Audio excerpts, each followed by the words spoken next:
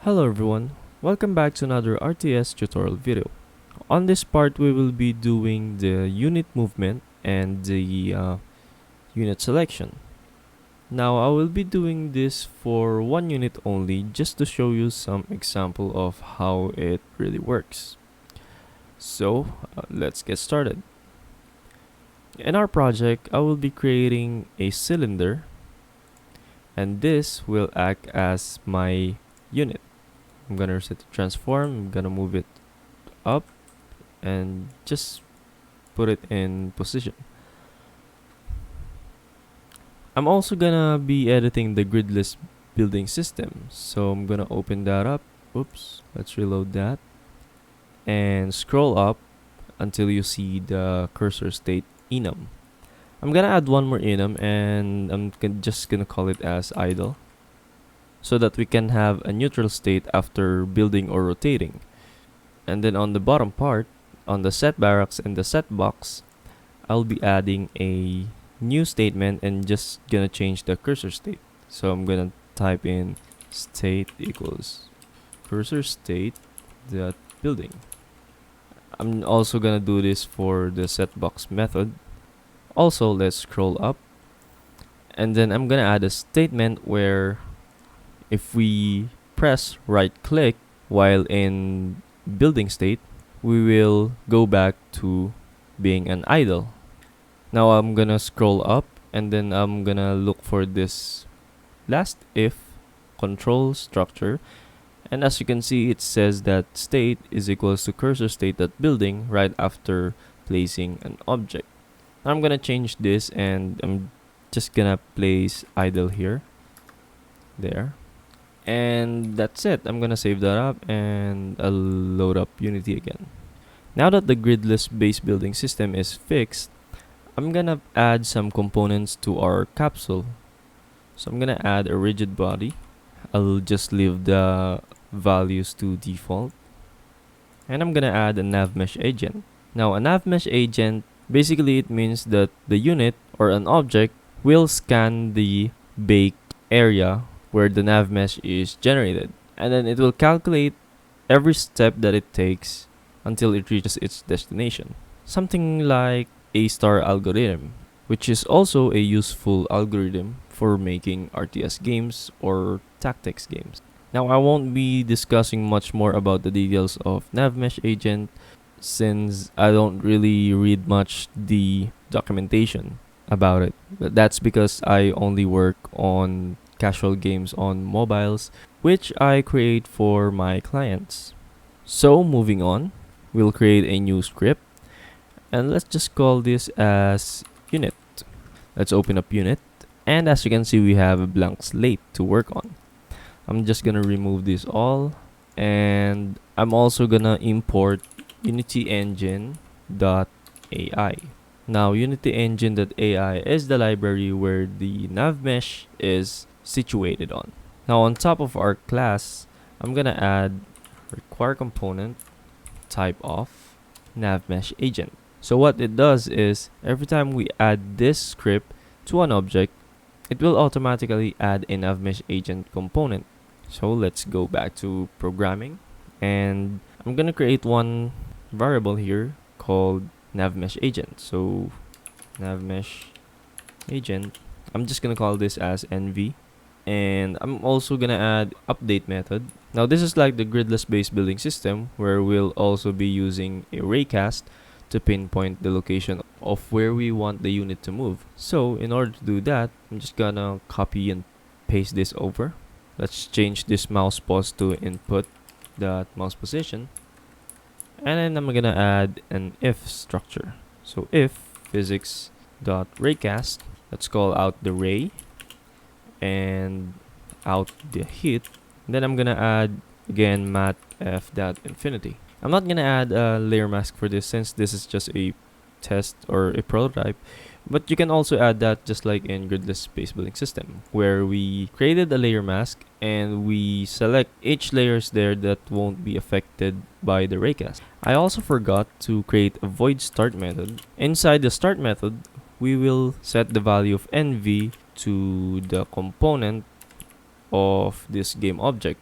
There you go. Now let's go back to our update method. Inside our if structure, we will be adding one statement, and that is nv dot set destination, and that will be the hit dot point. So let's save that up and go back to Unity, and let's add this script into our cylinder. Now before we start and test this out, we're also gonna open up the navigation window, and we're gonna bake this entire floor or ground.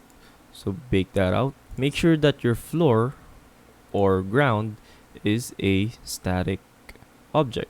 Now as you can see in our navigation window, the placed objects are overlapping the baked nav mesh. So in order to fix this, we will select our cube and we will be adding Nav Mesh Obstacle. So after adding it up, it's still overlapping.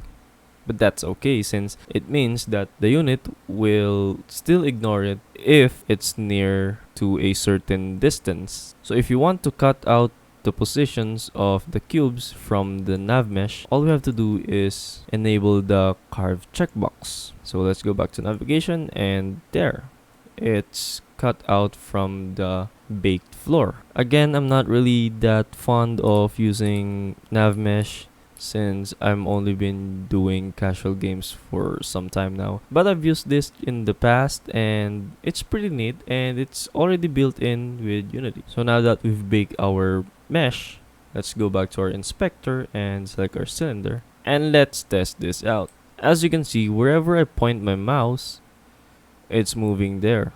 But we want the RTS feel where we have to click on the ground to move a unit.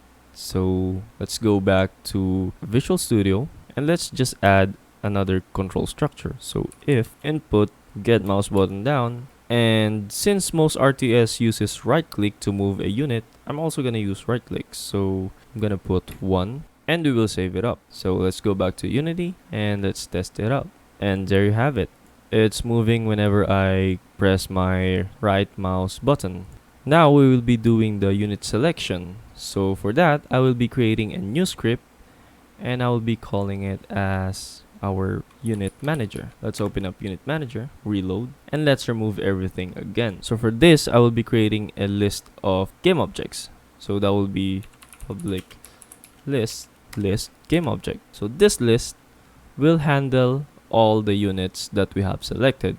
But for now, I will be selecting only one unit. Now, the reason why I made it a list is so that we can select any amount of units and we won't get an index out of range or a fixed value of units that we can select. You can change this into an array if you want to limit the units that your player will be selecting, but I prefer to select a bunch of battalion, I guess, when doing siege. But it's up to you to set the limit for the unit selection. So once that's done, I'm gonna create a void update, and then I'm gonna create a for loop for this. So for int I, and then the condition will be if I is less than units that count. Inside this for loop, we'll be calling a method for each unit. That will be the unit.cs. So let's go back to unit.cs and create a method here. I'm gonna create a public method called move to destination, and it will be accepting our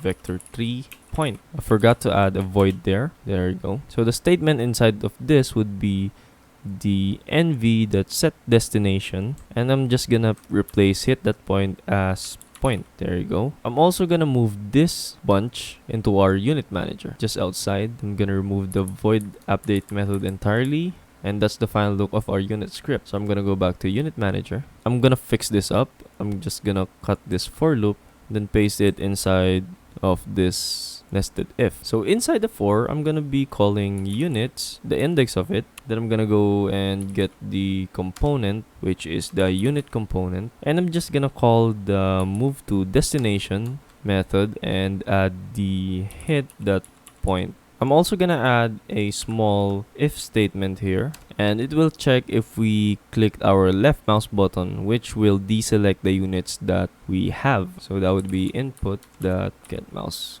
button down. That will be 0.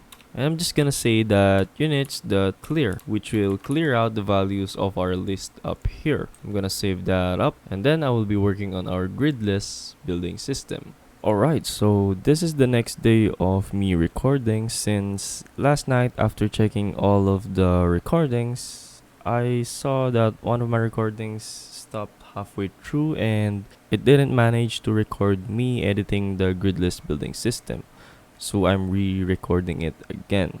Now before we start programming, we're just gonna go back to Unity and select our cylinder, and we're gonna add a tag to it. So let's add a tag. Let's name this as unit. Save that up, select our cylinder and set its tag as unit. Alright, let's save and let's go back to Visual Studio. So in Visual Studio, I'm just gonna add a public reference for our unit manager. So that would be public unit manager, and I'm just gonna call this as UM. Now scroll down a bit until you see this get mouse button up. All of this code here will be placed inside another if statement. So the condition for this if would be if state is equals to cursor state dot building or state equals cursor state dot rotating. So if our cursor state is either one of those, then it will run this code. But if it isn't equal to those states, then it will ignore everything below. So now that's done, let's go back up,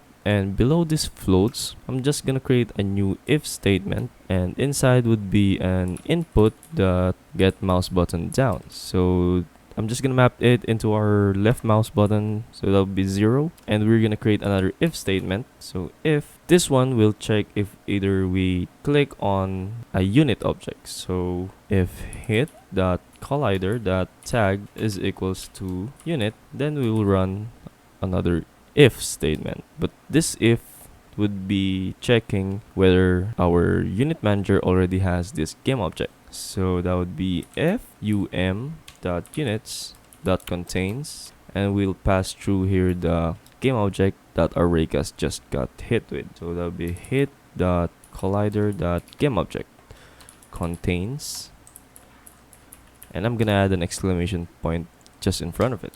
So below our if statement here, if it returns that it doesn't have that game object in its list, then we will simply add it to our unit manager's list. So that would be units.add,